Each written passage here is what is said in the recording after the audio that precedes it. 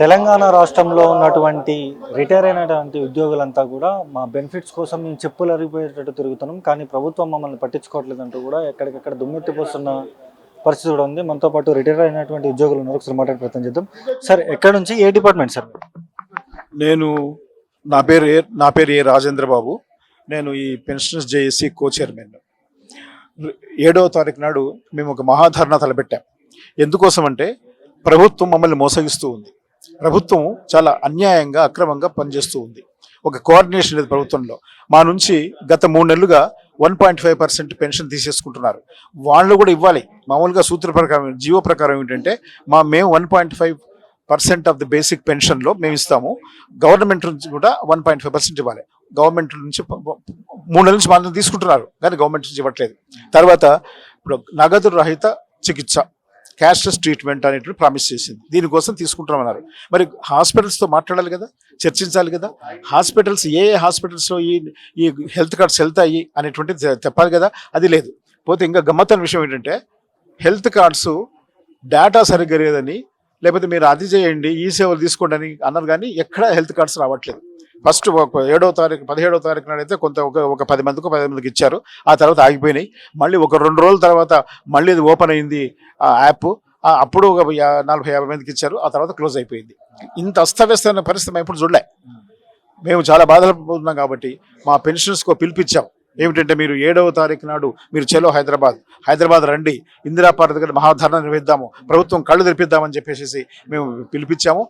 కాబట్టి మీ నుంచి కూడా మేము కోరేది ఏమిటంటే దాని బహుళ ప్రచారం తీసుకురండి. మా 7వ తారీఖు నాడు జరగబోయేటువంటి ధర్నాకు జర్నలిస్టులు, ఎందుకంటే ఈ సమస్య జర్నలిస్టులకు కూడా ఉంది. హెల్త్ కార్డ్స్ అనేటువంటిది, ఆరోగ్య పథకం జర్నలిస్టులకు కూడా ఉంది. కాబట్టి మేము కలిస్తేనంటే తప్పనిసరిగా అది విజయవంతం అవుతుంది, ప్రభుత్వం కళ్ళు తెరుస్తుంది అని చెప్పేసి మేము 7వ తారీఖున మీరు ధర్నాకు పిలుపునిస్తున్నారు. మరి ఎక్కడికక్కడ ఈ రిటైర్ అయినటువంటి ఉద్యోగుల్ని అరెస్టులు చేస్తే ఏం చేస్తారు? అరెస్టులు చేస్తే అదే ప్రభుత్వ బలహీనత. అది అరెస్ట్ మేము ఏం చేస్తాము? వస్తారు అంతే. అరెస్ట్ చేస్తే తప్పించుకొని వస్తాం. దాని ఏముంది? మేమంతా మీ వృద్ధులా కనిపించవచ్చు, కానీ మాలో ఇంకా చావలేదు. మేము తప్పనిసరిగా 2 ఉద్యమాల్లో పాల్గొన్న వాళ్ళం. మేము 69 పాల్గొన్నాము, తర్వాత మన ఉద్యమంలో పాల్గొన్నాం. 2 పాల్గొన్న వాళ్ళం. కాబట్టి వాళ్ళు అరెస్ట్ చేసినా సరే ధర్నా ఆగదు, తప్పనిసరిగా అది విజయవంతం అవుతుంది. ప్రభుత్వం ఎప్పటికైనా కళ్ళు తెరవు, ప్రభుత్వం ఎప్పటికైనా మేలుకో. ఎందుకంటే మీకు తెలుసు గత ప్రభుత్వం ఓడిపోవడంలో మాది కీలక పాత్ర ఉండింది. మేము అందరికి అప్పీల్ చేశాము, మీరు ఆ ప్రభుత్వానికి ఓటేయద్దండి అని చెప్పేసి. మావి దాదాపు 35 లక్షల ఓట్లు ఉన్నాయి. అంటే 3 లక్షల మంది పెన్షన్స్ ఉండవచ్చు, కానీ వాళ్ళ కుటుంబ సభ్యులు, వాళ్ళ బంధు పరివారము ఎంత కలిపి మేము ఈ యువతరాన్ని ఇన్ఫ్లుయెన్స్ చేయగలం. మేము ఉట్టిగా ఉంటాం, ఎప్పుడైతే చర్చిస్తూ ఉంటాం, ప్రభుత్వాన్ని గురించి మాట్లాడుతూ ఉంటాం. మరి మీరు మీ గురించి చెడ్డగా చెప్తారంటే అది 10 మంది విన్న తర్వాత మీకు ప్రజల్లో ఇదైపోతుంది. కాబట్టి ప్రభుత్వమా, మీకు కొంచెం మంచి పని చేయండి. పెన్షనర్స్ ఉన్నాం కదా, ఇప్పటికే పెన్షనర్లు ఎవరైతే ఉన్నారో వాళ్ళంతా కూడా 7వ తారీఖు ధర్నాకి పిలుపునిచ్చిన నేపథ్యం కూడా కనిపిస్తుంది. ఇంకొంతమంది కూడా ఉన్నారు, మాట్లాడే ప్రయత్నం చేద్దాం. సార్ చెప్పండి, ఈ ప్రభుత్వాన్ని అధికారంలోకి రావడానికి మీరు కీలక పాత్ర పోషించామంటూ కూడా మాట్లాడుతూ ఉన్నారు. ఇప్పుడు దించడానికి ప్రయత్నం చేస్తున్నాం. ఇప్పుడు విన్నారా? మాకు వచ్చిన ఫీడ్బ్యాక్ ఏంటంటే గతంలో మేము కష్టపడి ఈ ప్రభుత్వాన్ని తీసుకురావాలనుకున్నాం. మేము ఓపెన్గా చెప్పాం. కానీ మరి ఈ ప్రభుత్వం చేస్తున్న పద్ధతులు చూస్తే 3 సంవత్సరాల నుంచి చూస్తున్నాం. మేము ఏ ఒక్క కార్యక్రమాన్ని కూడా దిగ్విజయం చేయలేము. మా పనుల గురించి ఏమాత్రం పట్టించుకోలేదు. అసలు అపాయింట్మెంట్ ఇవ్వరు, బట్టి ఇవ్వడు, డిప్యూటీ సీఎం ఇవ్వడు, ముఖ్యమంత్రి ఇవ్వడు. పెన్షనర్ల గురించి ఒక మీటింగ్ పెట్టండి అంటే కూడా మీటింగ్ కూడా ఇవ్వడు ఆయన. మరి ఏం లాభము? అందుకని మేము కూడా చూస్తున్నాము వీళ్ళ సంగతి ఎట్లా చేయాలనేది మేము కూడా ఆలోచన చేస్తున్నాం. దగ్గర 35 లక్షల మంది మా పెన్షనర్ల ఫ్యామిలీస్ అనుకోండి కలిసి ఏ విధంగా వాళ్ళకు ట్రీట్మెంట్ ఇవ్వాలో మేము ఏర్పాట్లో ఉన్నాం. మరి రేపు 7వ తారీఖు లోపల మరి వీళ్ళు చేస్తారా చేయరా, దాని తర్వాత మా తడాక ఏందో మేము చెప్తాం. 6 గ్యారెంటీలు అని చెప్పి కూడా హామీలు ఇచ్చారు. 6 గ్యారెంటీలు అమలు చేయలేదు. మీ పెన్షనర్కి సంబంధించినటువంటి డిమాండ్స్ ప్రభుత్వం దృష్టికి తీసుకొస్తారు అనుకుంటారు.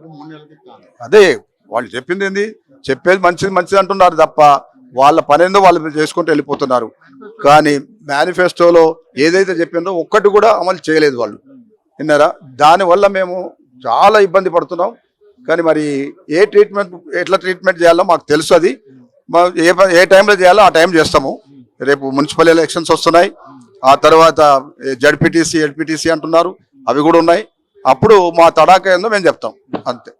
చూస్తున్నాం కదా, మా తడాకా అంటే ఏంటో మేము 7వ తారీఖు చూపిస్తాం, లేకపోతే మళ్ళీ ఎలక్షన్స్ వచ్చినప్పుడు చూపిస్తామంటూ కూడా ఇక్కడ ఉన్నటువంటి రిటైర్ అయినటువంటి ఉద్యోగులంతా కూడా చెప్తాను. ఇంకొంతమంది కూడా ఉన్నారు, ఒకసారి మాట్లాడుతున్నాం కదా.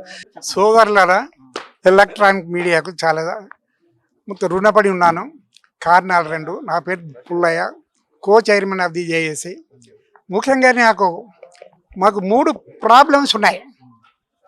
6 డిఏలు రావాలి, 6 డిఏలు రావాలి. 6 డిఏలు ఎప్పుడు అని చెప్పేసి మొత్తం చూస్తున్నాం. కానీ ప్రభుత్వానికి చీమ కొట్టినట్లు లేదు. కనీసం పిఆర్సీకి దాదాపు 33 సంవత్సరాలు అవుతుంది.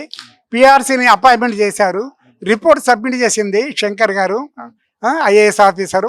అంతా చేసినా కూడా ఇంతవరదాకా పిఆర్సీ కనుక ఇవ్వట్లేదు. ఇంపార్టెంట్ ఏంటంటే అన్నిటికంటే ఏంటంటే ఎంప్లాయీస్ కనుక హెల్త్ స్కీమ్ పెట్టారు. మా దగ్గరికి వెళ్ళి కనుక మే మంత్ శాలరీలో తీసుకున్నారు, జూన్లో తీసుకున్నారు, జూలైలో కూడా తీసుకున్నారు. కారణాలు నేను ఒకటే అడుగుతున్నాను. ప్రభుత్వానికి ఇంత చీకొట్టినట్లేదు. ఇప్పుడే కనుక లక్ష్మీ గారు చెప్పినట్లు ముఖ్యమంత్రి గారు అందుబాటులో ఉండడు, డిప్యూటీ ముఖ్యమంత్రి గారు అందుబాటులో ఉండడు. తర్వాత కనుక చీఫ్ సెక్రటరీ దగ్గర పోతే నా దగ్గర రాకండి, మీరు కనుక డిప్యూటీ సీఎం దగ్గర పోయిండే మాట్లాడండి అన్నారు. నేను ఒకటే చెప్తున్నాను, ప్రభుత్వానికి ఎట్లా చెప్పాలో అది మాకు తెలుసు. నేను ఒక లెక్చరర్ ఉంటేనే, నేను నా జీవితంలో సుబ్రహ్మణ్య రెడ్డి కాలం నుంచి నేను ఉన్నాను. ప్రతి గవర్నమెంట్ని మార్చే శక్తి కూడా మా దగ్గర ఉంది. దాదాపు 2.5 లక్షల మంది పెన్షనర్స్ ఉన్నారు. వాళ్ళందరినీ కూడా ఊరున్న పట్టణం తీసుకెళ్ళి ప్రచారం చేస్తాం. ప్రభుత్వానికి కనుక ఒక మంచి మాట మనకి వాళ్ళకి చెప్తాం. కాబట్టి రేపు లేదు ఎల్లుండి 7వ తారీఖు నాడు మహాధారణ పెట్టాం. మహాధారణలో అంటే వచ్చిన వాళ్ళు 33 జిల్లాలకు వెళ్ళి వస్తున్నారు.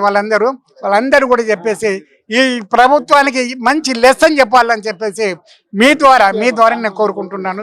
Bharat Reddy is also important co chairman of the JAC. వారు కూడా 2 మాటలు మాట్లాడవలసిందిగా మాట్లాడండి.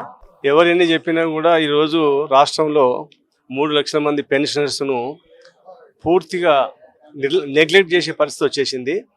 ఇప్పుడు విధి లేక మేము మళ్ళీ రేపు 7th నాడు ధర్నా చేస్తున్నాము. మీ ద్వారా మా కోరిక ఏంటంటే, మీ ద్వారా మా ప్రజలందరూ, మా పెన్షన్ అందరికీ కూడా సమాచారం అందాలి. భారీ ఎత్తున 7th మీటింగ్కి వచ్చి ధర్నా సక్సెస్ చేయాలి. మరి ఈ విచిత్రమైన పరిపాలనలో ఎంతకాలం సాగదు. అటు కోర్టులు కూడా మొట్టికాయ వేసినా కూడా వాళ్ళు ఏం మార్పు రావట్లేదు. మాకు ఇంటర్వ్యూ ఇవ్వట్లేదు, మీటింగ్ పెట్టట్లేదు. కానీ ముఖ్యంగా హెల్త్ కార్డ్ అని చెప్పేసి మేము ఎంతో ఆశతో ఎంతో కాలం నుంచి వెయిట్ చేసి ఉన్నాము.